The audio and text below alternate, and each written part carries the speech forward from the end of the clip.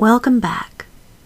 Now, some of you want to intentionally manifest under very strict circumstances and have asked if this is possible. And I can tell you, it most certainly is. You can ask for the most specific thing possible. And you can also dictate how it should make its way to you and what it should not affect during its coming, or whatever you want to specify. You most certainly can do that. But know that when you do make very specific requests, it usually slows down how quickly it will arrive on your doorstep. Yep, it can indeed slow its arrival. Not always, but in my experience it can and most often does. But if there are no roadblocks, it will come. I don't care what it is. But normally, what we desire flows to us through the fastest path that it can find. If we specify certain paths and conditions, it will obediently follow those, but it typically takes longer because it is not usually flowing to you through its most expedient path. So keep that in mind before you pile on too many specifics, okay? But it's always your option to do so. So that is rule number 1 in intentional manifestation. And without resolving it, you do not pass go and you do not collect $200. And rule number 1 is probably the reason most of you feel frustrated in your attempts at intentional manifestation. And so rule number 1 is you must truly believe that it is possible. And you must truly welcome its arrival. If you do not truly believe it can happen, it won't. Thy will be done. If that is your belief, it won't happen. If its arrival is not welcomed, it will not come. If you're telling it, I don't know about you showing up, it won't show. Thy will be done. And when that happens, we think, I can't do this. And we're completely unaware that every moment of every day is a product of our manifestation. But it's just an unconscious one. And so we don't attribute it back to us. But it is always us. Always. So, if you desire it and it doesn't show up, this is your clue to look for roadblocks, thoughts and beliefs, usually well hidden, that are in conflict with your desire. And you must deal with those roadblocks, disarming them and removing them one by one. And the most effective way I have personally found to remove roadblocks is to challenge them. Drag them out into the daylight and look at them. Most of the time, you will see they simply aren't true. Rather, they are thoughts and beliefs that we unconsciously accepted and adopted as our own, and oftentimes when we were very young. Sometimes these thoughts and beliefs have come from others in our lives, even well-meaning family members or parents who might have innocently said things to you like, you sleep too much. You're never going to be anything worthwhile. And once unconsciously accepted as possibly true, these thoughts, often initiated while we were very young, I might add, go on to quietly rule our lives, much to our frustration and confusion. Once we adopt that thought as our belief, and whether we do it consciously or unconsciously, the results are the same, and your will be done. Whatever we think or believe, whether consciously or unconsciously, it comes into being, and if it doesn't meet a conflicting thought capable of neutralizing it, or if it doesn't run into a roadblock of some sort, it shows up.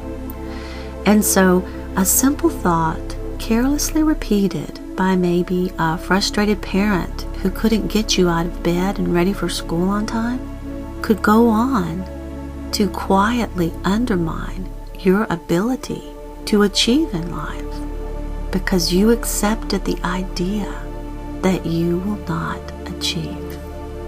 And you probably never noticed that you had accepted that thought. So, yep, as hard as it is to believe, examples like this one are where many of these undermining roadblocks come from. And while we're here, I would like to take the opportunity to point out why it is so important to be accountable for everything you say, or everything you think for that matter, because thoughts have legs too. Nothing is hidden. How easy would it be for one of us to mutter the same thing in frustration to an uncooperative kid or to a coworker who isn't keeping up? We've all done it. And in this manner, we have all cast little curses upon our brothers and sisters. And we have to stop that, if for no other reason than what you have done to another, you have done to yourself. So keep your thoughts where you want your world to be. Because there's no such thing as an impotent thought. If it doesn't meet a roadblock, it instantly begins to come into being and manifest, because we are creators. Every moment of every day, awake or asleep. No time off, ever. Remember that. So, when we've tried to manifest and it didn't work, and we suspect a roadblock, we need to go and look for it. You will often be very surprised to see where it comes from. To find it, take some time to yourself in a quiet place and think on whatever it is. Be patient and follow any resonances that arise, and eventually you'll find the root, or roots plural, because sometimes there is more than one or even a series of reinforcing situations. If the thought you uncover isn't one that you can simply challenge and see it's not true, and in that seeing have it begin to instantly dissolve, then sometimes it helps to re-visualize. Take the scene in which you uncovered your hidden thought or belief arising in and re-script it. Yep, rewrite that booger and make it go the way you would have wanted it to go. And play it in your head like a movie and immerse yourself.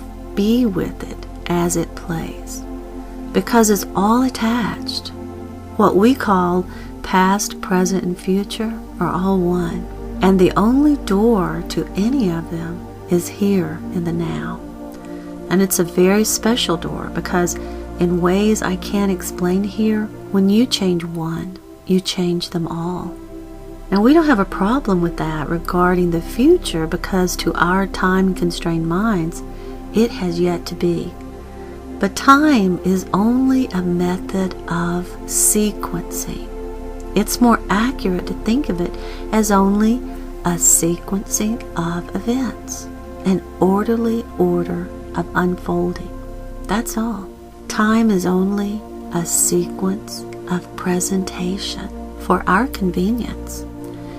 I mean, if we are creators, and we are, then there is probably no better place to thoroughly enjoy the unfolding of your creation than here, in a place defined by time and space. Because here you get to enjoy every little nuance as it comes into being, as time presents it to you. Boom, boom, boom, boom. But we are not actually bound by time. We are bound by nothing unless we have given our agreement. And agree, though, we do. We believe in time, and so it has authority over us, but only because of our belief, not because of anything else. It is our belief that gives it seeming dominion. But like everything else, we grant its power. Nothing is given unless we give it. So, play your rewritten scripts to assist in neutralizing the limiting thoughts that you have accepted as true. Every time I've done this, I experience an immediate lightness of being. I can literally feel chains falling off of me. And sometimes it takes more than one visit to your rewritten script, because sometimes our habits of thought die hard. And so, if you need to do it more than once, do it more than once. Do it every day if you feel relief and it helps you. And I'm confident that even though you might feel a little silly initially doing it, the results will astound you. They will. You may even get physical results, things that you were manifesting that you had no idea had root in that scene or belief that you're trying to neutralize. Sometimes things heal or disappear all on their own, and so keep your eyes on the lookout. I would love to hear what you find. But this is something we all do on our own. It certainly doesn't hurt to have the support of someone else who is wishing you well or helping you to extend your belief, but do not doubt that it is you and only you that will release and neutralize these thoughts. When Jesus put mud on the blind man's eyes, he did so only to help the man believe. And it was the blind man's belief, not any voodoo by Jesus, that healed his eyes. You are the one who accepted the belief that is hindering you. And in the end, you are the one who must release it, because you are the one holding it. Do you see? Not another. Your belief binds you, and your belief releases you. Please join me for the conclusion of the Libertine Chronicles, Intentional Manifestation.